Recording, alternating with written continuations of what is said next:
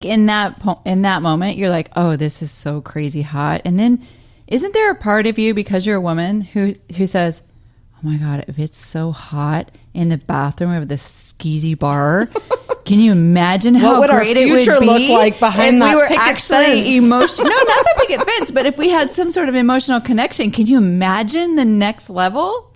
I'm pretty intense, so usually there's an emotional connection, yes. But I don't think that, I don't know, I would challenge that there has been times when I've been able to compartmentalize as well. And it's not a challenge, it's more a question of like, what is your perception of men versus women in sex? And I know that could be like 5 podcasts worth of material there. I mean, if I generalize, I would absolutely agree with you.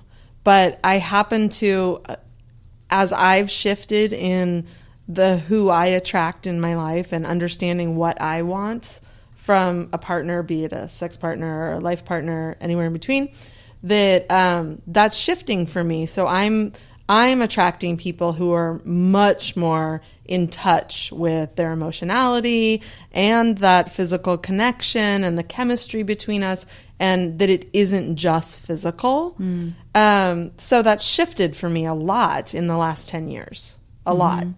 Yeah. And if I'm out searching, to your point earlier about whatever you're looking for, you will find that. Yeah.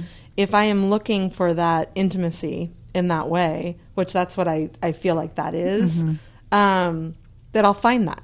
I'll totally find that. If I am not, and there's been times I was not looking for intimacy, I was looking for something totally different, I can find that too.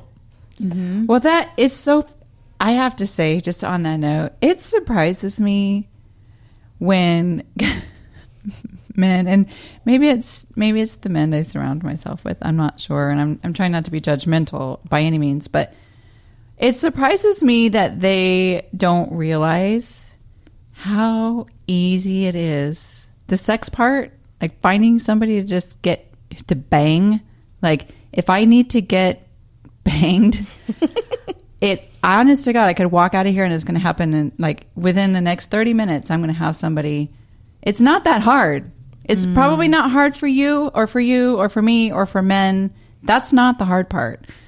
It does surprise me still that there are guys out there that I'm running into who think that my being interested in them means my wanting to have forever with them, and I don't want to have sex, or I can't have sex with anybody else. That's our society. It's bullshit. Like if I'm with and let's be honest, I am fucking awesome at sexting right now. Like I never in my life thought I was going to be a good sexter. I'm good. I can do it in English and in Spanish, which is like that should go on my resume. My LinkedIn or something. That's incredible.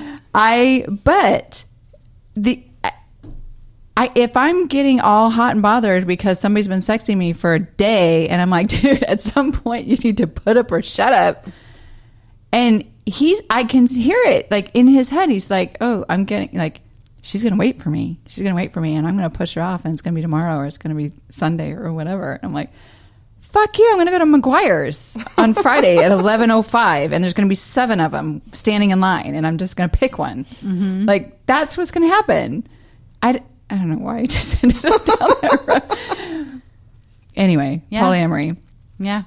I think, so Joyna, let's go back to Mr. Big. Right. And your experience, not him in particular, but now you've read the books, you've talked to somebody who's involved in it, who's ghosted you. By the way, suck mine, Mr. Big, because you're an ass. Right.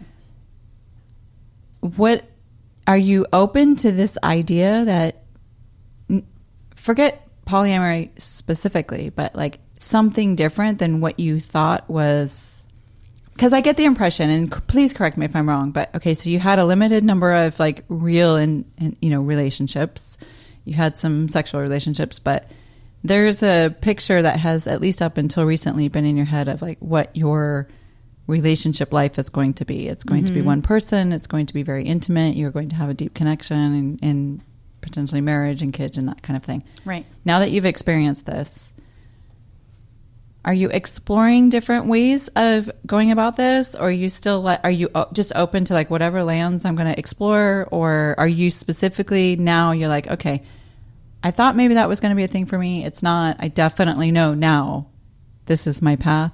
It's a blend. I finished reading that Ethical Slut book and I felt so overwhelmed. I was like, oh, okay, this is not me right now. And that's okay. That's okay. Yeah. That's okay. And then I was thinking actually last week, like, why have I only had 2 relationships?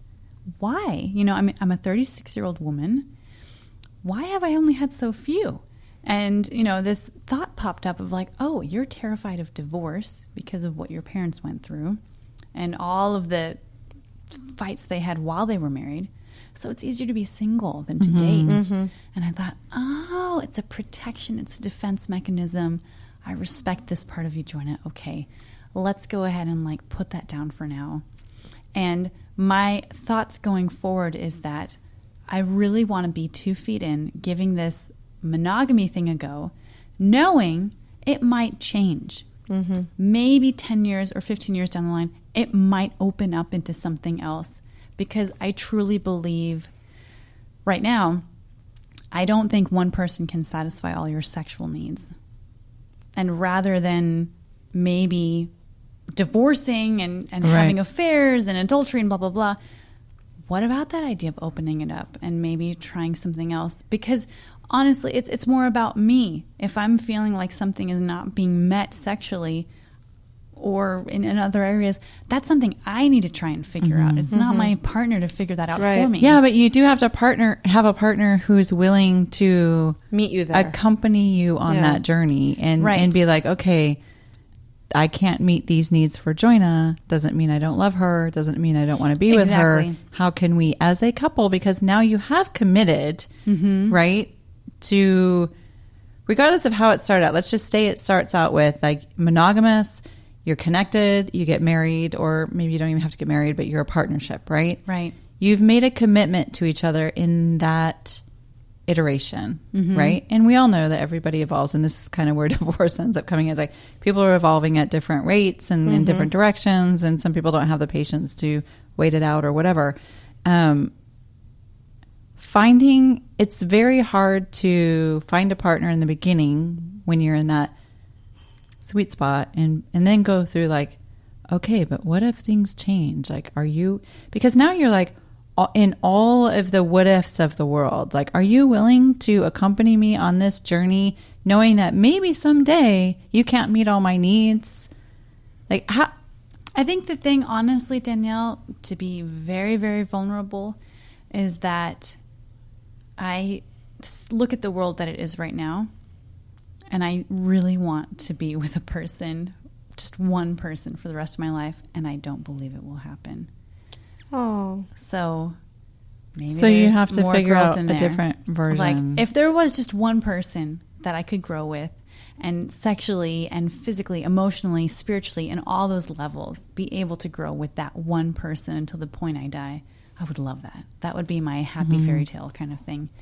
But I've seen so much pain and divorce and suffering and people not making it work that I'm very skeptical of like, well, it's probably not going to happen. So, and this is totally past the online dating. So podcasters, you know, just hang in there with us. I had a thought about that, and that I wonder where a conversation with men will end up going when it starts in one place, and how interesting it is that women end up more times than not in life partner conversations.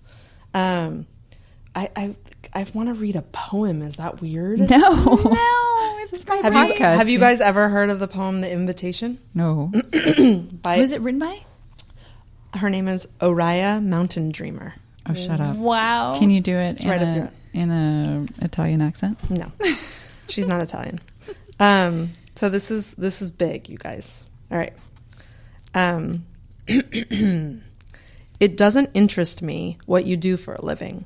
I want to know what you ache for, and if you dare to dream of meeting your heart's longing. It doesn't interest me how old you are. I want to know if you will risk looking like a fool for love, for your dream, for the adventure of being alive. It doesn't interest me what planets are squaring your moon. I want to know if you have touched the center of your own sorrow, if you have been opened by life's betrayals and have become shriveled and closed from fear of further pain. I want to know if you can sit with pain, mine or your own, without moving it, to hide it or fade it or fix it. I want to know if you can be with joy, mine or your own, if you can dance with wildness and let the ecstasy fill you to the tips of your fingers and toes without cautioning us to be careful, to be realistic, to remember the limitations of being human. It doesn't interest me if the story you are telling me is true. I want to know if you can disappoint another to be true to yourself, if you can bear the accusation of betrayal and not betray your own soul, if you can be faithless and therefore trustworthy. I want to know if you can see beauty even when it is not pretty every day, and if you can source your own life from its presence. I want to know if you can live with failure, yours and mine, and still stand at the edge of the lake and shout to the silver of the full moon, yes! It doesn't interest me to know where you live or how much money you have. I want to know if you can get up after the night of grief and despair, weary and bruised to the bone, and do what needs to be done to feed the children. It doesn't interest me who you know or how you came to be here. I want to know if you will stand in the center of the fire with me and not shrink back. It doesn't interest me where or what or with whom you have studied. I want to know what sustains you from the inside when all else falls away. I want to know if you can be alone with yourself and if you truly like the company you keep in the empty moments. Yeah. Okay. So one of my teachers read that to me, one of my Buddhist meditation teachers, and it hit me like a ton of bricks. I'm like, that's what I want. I don't care what the package looks like, acts like, what it is. That's the connection I want. And with that, if that's what you want, and that's definitely what I want, we have to be able to offer it. Oh, and absolutely. Absolutely. That's the hard part. Okay. Oh, man. Two things I want to say. That was so powerful. Thank you, Heather. Actually, I don't know it's if my there's favorite. 100. So, yes. And, I mean, that's heavy. That's super deep no, stuff. But here's what's interesting about that is just recently I met somebody and we had this crazy... It wasn't online, which of course, like Joyna, Right. I think you and I talked about this the other day because you met this Italian and I was like, oh my gosh, me too. And not Italian, but... Yeah. And I just want to Anyway. say for the podcasters, from that point on, we're actually now just friends because we realized we're very well established in our own lives, and it's a bit hard to try and make something work when you're really connected to your families and rooted in where you are. But it was a very sweet, wonderful conversation to shift over. So anyway, keep going in now. That's hard for me to think about, like 1 week of crazy, amazing connection, and then you're like, oh, that's like a Nicholas Spark movie. I don't know where he lives, but that was a Italy. shift from. Oh, he lives in Italy. He's Italian in Italy. Oh, Yeah. So this person that I met recently, and we had this crazy connection, and there was a lot of stuff that I unpacked as a result of this with him that I was like, oh, this is interesting to me. This is something that I never thought was interesting to me, but I'm like super turned on by this. And, blah, it just kind of kept opening and opening and opening. And there was a moment in which I wrote something like that? that was not as amazing as that, but it was the same sentiment. Yeah. And I literally, it was one of those things where I had this, it was just a stream of consciousness that I had, and I just started writing and writing. So I never went back and edited it. I never made it sound amazing and fluffy. And we talked about being vulnerable earlier. I was like, I have to say that I woke up and all these thoughts were coming, and it was very similar to what you just read, and I sent it off, and that felt very scary to me because I was like, oh God, I don't even know this person. I can't believe I just told him. But it was along that vein. It was like, it was not about defining what the structure of the relationship was, but Right. it was about finding somebody